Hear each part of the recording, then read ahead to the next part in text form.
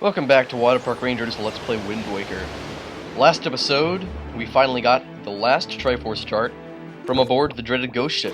That really means that all there's left to do is just pick up the last couple of shards after we get this last chart translated. So we're going to be talking to Tingle for one last time. As long as we're just doing this again, I think I might as well mention, even if it's completely out of context, recently I watched again the first Toy Story film. In the first time in maybe, wow, years and years. I know it's been a long time, because the last time I saw that movie I was a little kid. Don't get me wrong, it's a fantastic movie. In fact, watching it again after all these years, I have to say, it's pretty much a, I don't want to say flawless, but it's just, I can't find fault with it. I don't know if that really necessarily, is equivalent to flawless, because is anything really ever flawless? I don't think so. But it was a fantastic movie, and I remember actually that I made a joke about it in one of the early episodes about like Buzz falling or something, saying that was a really sad scene. It is a sad scene. I felt like a huge lump in my throat watching that part again. It's really strange though, considering like usually most of the movie is actually quite funny. I don't know though, that part still strikes me as sad. Anyway, little random thing that I just needed to mention, if you haven't seen that movie, which I don't know why you wouldn't have by this point, because it's kind of a thing that I assume everyone has already seen, but I feel like it's my obligation after watching it again after all these years, that maybe, you know, it wouldn't be so bad to watch again, because I really, really enjoyed it, actually. And I know the second and third are also really good. Come to think of it, I normally wouldn't consider this, because I don't normally think about Toy Story as a trilogy. But it is a legit trilogy, and as a trilogy of films, it's perhaps one of the best out there. Like, obviously I'm biased towards The Lord of the Rings, because it's in my favorites things on descriptions or whatever on my channel. I forget what that section is called. I just mentioned that Lord of the Rings was like my favorite movie trilogy. Or maybe I just said that it was something I liked. Well, there you have it. It's my favorite movie trilogy. But I'm just also letting you know that Toy Story is actually a very awesome trilogy. Better than the Spider-Man trilogy because of 3. And better than the Matrix trilogy because of Revolutions. Anyway, you might be wondering why we have returned to Cliff Plateau Isles, which is directly to the east of the Forest Haven. The reason is, I actually never got it charted. So although we have already got the treasure from the island itself, I feel like it's my duty to go back to this place and get it charted, just so we can have a complete sea chart before we, hit on to the end of the game. See, one more block up there, and Cliff Plateau Isles is marked right down here. Also, now that I think about it, because I was in a hurry with the forest water, there's another thing that I missed in this quadrant earlier. There's a sea platform right over there, so I'm going to cut ahead to us, sailing directly to it.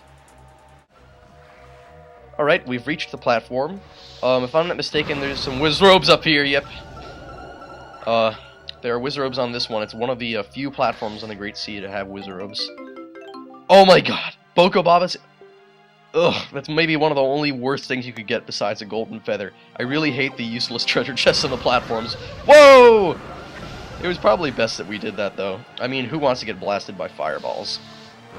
Anyway, that's really... I think that's all there is up there. I don't believe that there's anything else you can get. So now that we have that, let's, warp out of here and head off to, Dragon Roost Island. Right, yeah. Because we need to get to that last uncharted bit of sea. I'll head right over there. Oh man, the fireball suspended in midair. So in addition to wind powers, apparently, the Wind Waker also has time-bending powers. So it's kind of like the Ocarina of Time. Actually, I remember that Minish Cap had something really lame like the Ocarina of Wind. It was supposed to combine like the Ocarina of Time and the Wind Waker. I don't know, I couldn't get into Minish Cap. Then again, I only really played up to Deepwood Shrine. One day, maybe I'll try again. In case you're wondering, Deepwood Shrine is just the first dungeon. The thing is, I just finished Spirit Tracks that same day, and I was really underwhelmed by it, because Spirit Tracks is actually a fantastic Zelda game. I think it's probably better than Minish Cap, but of course I haven't played enough of Minish Cap to know. We're going to be heading towards that island right ahead. Okay, we are here on the island north of Dragon Roost Isle. This is the final island in the game. Not chronologically, obviously you could visit this place from a very early point, but it is in fact the only quadrant that we have never been in before. So this is the very last uncharted portion of the sea. Very momentous occasion. Up here is a very unique area of sea platforms. There's going to be a couple Wizzrobes that'll appear. Fire arrows will deal with them most swiftly. And I think for each round of Wizzrobes you disperse, there's only one that round, you get a treasure. So what's in this one? Okay, red rupee, not bad, not bad. Actually, I like red rupees because at least it adds directly to your wallet. Another one of you, down. Okay, another one? Alright. I thought there were more that would appear. Well, let's just grab that treasure. And be on our way. Well, actually, no, there's more Wizzrobes around here, come to think of it. Oh no, golden feather! They had to pull one more out before we left, didn't they? They had to have one more golden feather. It's like they expect people to not know how to get golden feathers normally. Which is just defeating Kargaroks. It's not that hard. Or Mothulas. Or Peahats, even. Okay, one more. Whoa! That was close. We might have made that shot if we were better, but we're not, so we wouldn't have, I suppose. So there were really only 4 Wizzrobes to contend with up here. And I seem to remember there being more. Oh well, I think that we actually get a sea chart from doing this. If I'm not mistaken. Or maybe it's some kind of rupee reward? Nope, it's a sea chart. I mean treasure chart, oops. The sea chart's the one that you use the treasure charts on, and we're about to get our sea chart filled in. It's the giant overworld map thing that we carry around. Anyway, I say it's about time that we actually pay the island itself a visit. So let's get on board the King of Red Lions and cut ahead to us sailing right over to that island over there. Alright, I found Fishman. Figured that we'd get him so that he could tell you the name of this island, or I could say it's more of an archipelago, because technically an island, you know, needs to be one mass instead of an archipelago that's like several masses. Anyway, our sea chart is finally completed. Look how beautiful that looks. I'm pretty sure that sign in the background of the chart says Great Sea, but I'm not certain about that.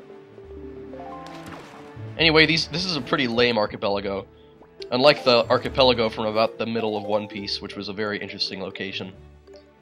You need to stop referencing things that nobody gets. Or maybe you need to start getting the references that you don't. Anyway, over here, we're going to pick up one of the Triforce shards that's, conveniently enough, located right in this very same unexplored quadrant. Unfortunately, these things are going to give us... Thank you! Awesome!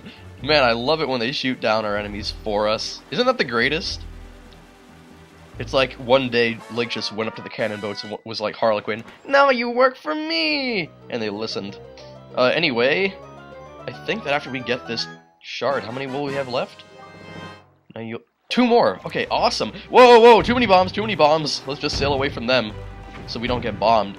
So yeah, this is 7-star Isles. There is nothing remotely interesting on the island itself, besides Kargaroks, which are not interesting, and gunships, which are not interesting either. With that said, there's really only one more thing I can think of to be done here in this quadrant, and I see it through the telescope. This might take a while. I think you know what it is by now.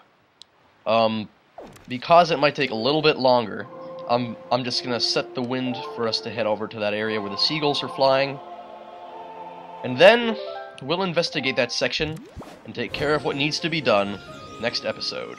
Did I put it in the right direction? I'll sail over there, and I guess you'll find out whether or not I'm sailing towards them next episode.